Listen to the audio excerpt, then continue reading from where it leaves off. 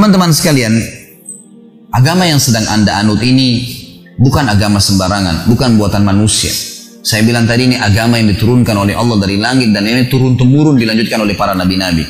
Dan subhanallah, semenjak umat Islam berpegang pada agama ini, asasnya Al-Quran dan Sunnah, kita menguasai dunia.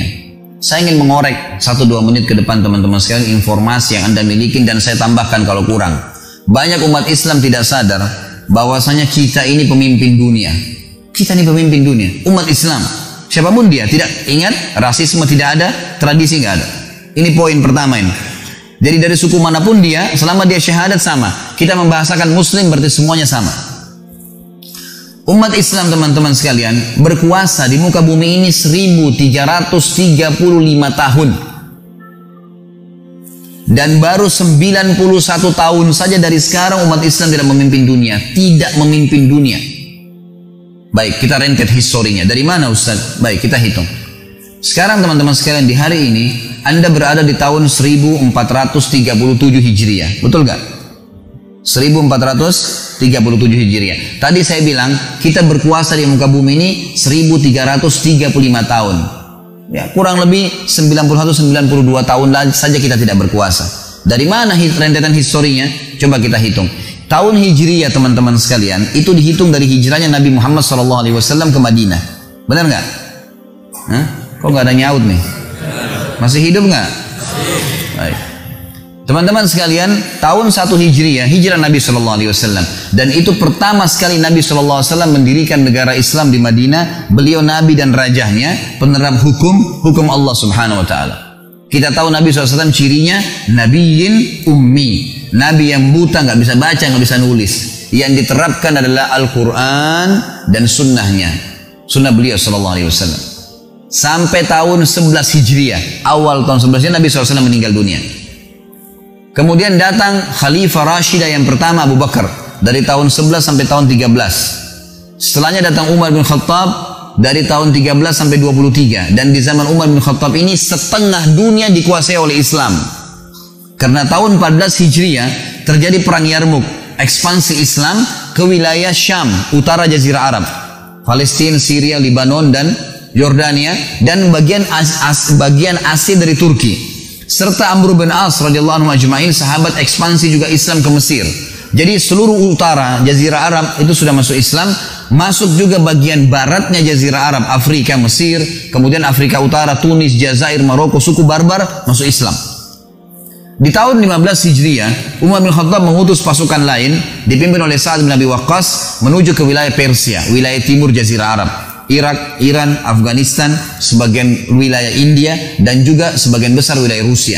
Ini takluk di tangan kaum muslimin. Dan akhirnya kita tahu, ya, kalau bapak ibu belum tahu maka saya sampaikan, kalau sudah tahu alhamdulillah. 6 orang periwayat hadis kita dari negeri dari negeri Persia. Bukhari, Muslim, Abu Dawud, Tirmidzi, Ibnu Majah, Nasai, ya. Ini semuanya dari wilayah Persia, ya. Irak, Iran, Afghanistan semua. Karena ekspansi Islam yang luar biasa sampai ke sana. Jadi di zaman Umar bin Khattab tahun 14 sampai tahun 15 Hijriah terbuktikan mukjizat Nabi Muhammad SAW waktu perang Ahzab. Surah Al-Ahzab surah 33 menjelaskan masalah itu. Kita kenal dengan perang Khandaq. Pernah satu waktu ada batu yang tidak bisa hancur, maka para sahabat mengatakannya, Rasulullah coba lihat batu tersebut. Nabi SAW datang, lalu Nabi SAW menghantam dengan keras, ya, dengan kampak beliau. Akhirnya batu tersebut pecah dan mengeluarkan cahaya. Lalu beliau bertakbir, Allahu Akbar. Ya. Kemudian bila hantam yang kedua kali, keluar cahaya lagi, Allahu Akbar, sampai 3 kali.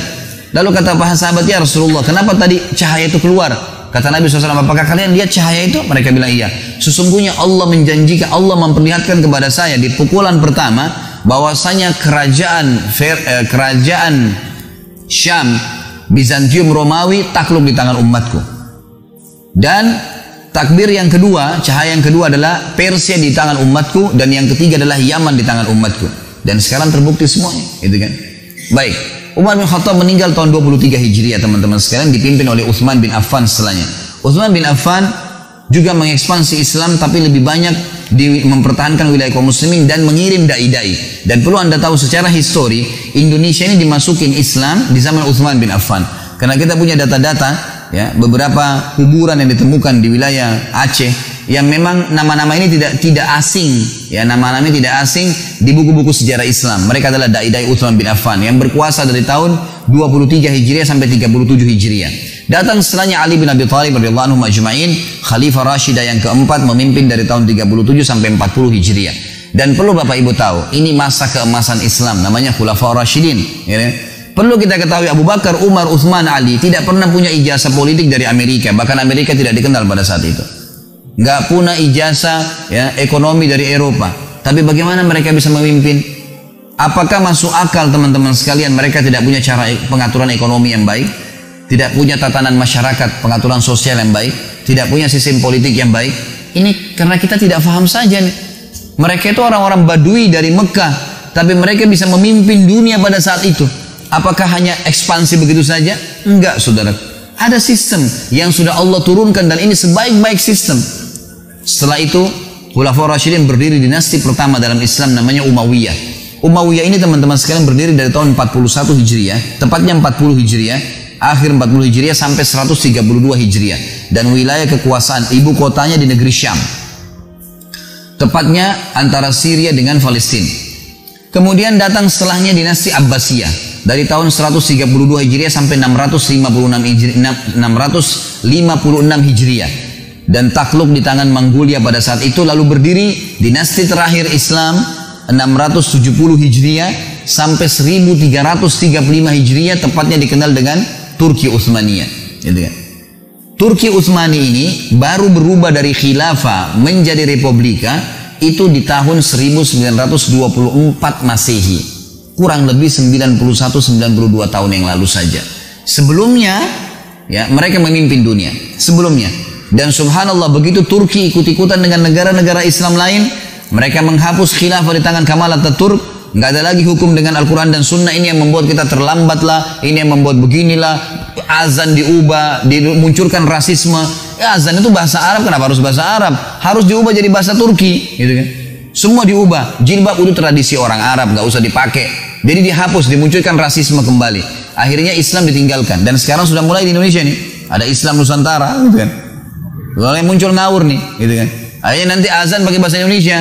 Nanti setiap wilayah pakai bahasa. Orang Jawa pakai bahasa Jawa azannya, orang Bugis pakai bahasa Bugis. Ini sudah kemana-mana nih. Muncul lagi seperti yang dimunculkan oleh mereka. Saya sudah bilang dari awal, jangan ada rasisme, gitu kan? Bahasa Arab digunakan karena Allah turunkan Al-Quran dalam bahasa Arab. Nah, kita pelajari bukan karena orang Arabnya. Bukan karena orang Arab ini cuma variasi kehidupan. Nggak ada fanatisme di situ. Teman-teman sekalian, waktu Turki mulai berkiblat dengan Eropa dan diruntuhkan khilafah, nggak boleh lagi pakai Al-Quran dan Sunnah, sampai militer pun tidak boleh sholat berjamaah dan seterusnya. Banyak hal yang dilakukan oleh mereka. Maka akhirnya jadilah Turki sama dengan kita Indonesia. Kiblatnya kita bukan lagi Al-Quran dan Sunnah tapi Belanda. Teman-teman di Malaysia kiblatnya Inggris, teman-teman di Afrika, Mesir, Tunis, Jazair, Maroko, Prancis dan seterusnya. Turki pun berpegang pada Eropa. Runtuh semuanya, habis. Akhirnya terpetak-petaklah umat Islam dengan negara-negara masing-masing, sampai orang Indonesia pun atau orang Malaysia datang ke negaranya lewat perbatasan saja bisa ditembak kalau nggak punya izin. Hilang, muncul rasisme, muncul ya pepetak-petakan, dan ini yang berbahaya. Kata Nabi SAW tadi sudah bilang hal yang kecil. Ini yang menghancurkan kalian. Tinggalkan tuh. Nggak boleh ada batas antara seorang muslim dengan muslim yang lain. Teman-teman sekalian, saya punya data-data dan ini masih dalam manuskrip. Banyak tulisan-tulisan yang ditulis dan ada di museum Turki, ada di museum Spanyol. Banyak tulisan-tulisan ini. Di antaranya ada teman-teman, ada grup para ustadz-ustadz di WhatsApp. Kami saling mengirim. Ada data-data tertulis bahwasanya di zaman kerajaan Khilafah Utsmaniyah dulu itu seluruh ya, raja-raja Eropa yang belum masuk Islam, termasuk ada foto, sudah ada foto pada akhir-akhir kerajaan Utsmaniyah, tapi masih hitam putih dan ditaruh dalam sebuah buku. Itu Raja Swedia bukan Islam, Nasrani, Katolik, tapi istrinya ada fotonya itu menggunakan cadar. Dan hampir semua wanita ya, ratu-ratu Eropa pada saat itu yang belum Islam itu wanitanya pakai cadar. Dan ditulis itu dalam bahasa Arab, terjemahannya kurang lebih dia bilang, Ini dulu pada saat Islam berjaya dan berpegang pada kitab Al-Quran dan sunnah Nabi SAW, maka Allah subhanahu wa ta'ala membuat seluruh wilayah non-muslim pun mengikuti tradisi umat Islam, menjadikan Islam sebagai tradisi mereka. Sampai ratu-ratu mereka pakai cadar, karena ratu-ratu muslimin pakai cadar. Pada saat umat Islam berkuasa, maka mereka menjadikan Islam sebagai contohnya.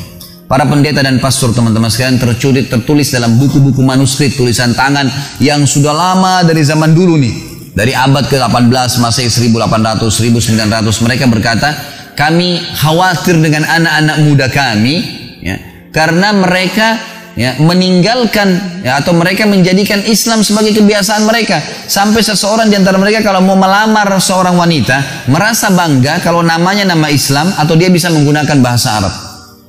Betul-betul ada datanya, ada data seperti itu.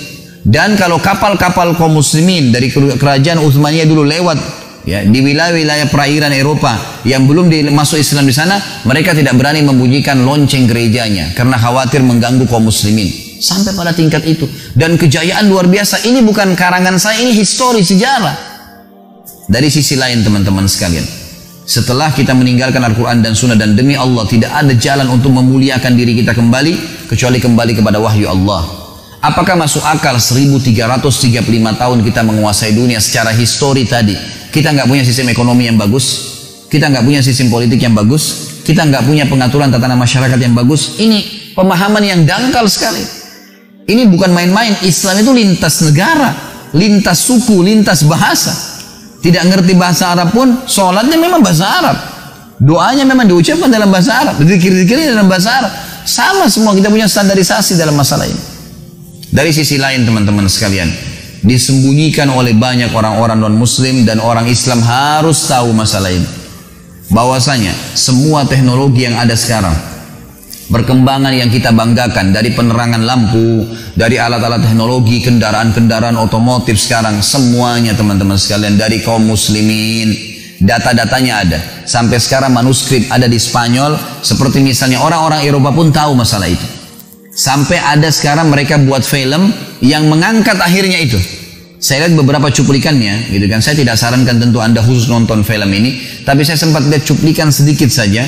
Kalau Anda ketik di YouTube, coba tulis ya hal-hal yang tersembunyikan, hal-hal yang disembunyikan dari agama Islam. Ada cuplikan di situ sekitar mungkin durasi 15 menit bagaimana mereka akhirnya mengungkap masalah itu. Teman-teman sekalian, yang paling pertama menemukan teori penerbangan seorang muslim bernama Abbas bin Akhnas. Abbas bin Akhnas masyhur namanya di Eropa. Dulu dia di Spanyol dan ada bukunya. Bahkan dalam buku itu dia menulis teori-teori bagaimana membuat pesawat terbang. Dan dia membuat praktek, dia buat 2 buah sayap dengan tangannya sendiri di zaman itu, gitu kan. Dan dia sempat loncat dari atas gunung sampai mendarat di daratan di bawah, tidak meninggal dunia. Dan teori ini diambil pada saat Spanyol jatuh di tangan kerajaan Bizantium Nasrani pada saat itu. Akhirnya umat Islam menghidupkan dari Spanyol. Buku ini diambil terjemahkan oleh 2 ilmuwan dari Inggris, dan akhirnya dicatatlah dalam sejarah manusia mereka menemukan pesawat. Padahal ini jelas faktanya ada. Yang kedua, kita tahu ilmu matematika yang masyhur. Ada yang mereka bisa hapus, ada yang mereka tidak bisa. Ini tidak bisa mereka hapus. Akhirnya mereka cuma mengatakan ilmu aljabar. Aljabar dari mana? Nama seseorang muslim dari Spanyol namanya Abdul Jabbar, ahli matematika yang paling masyhur.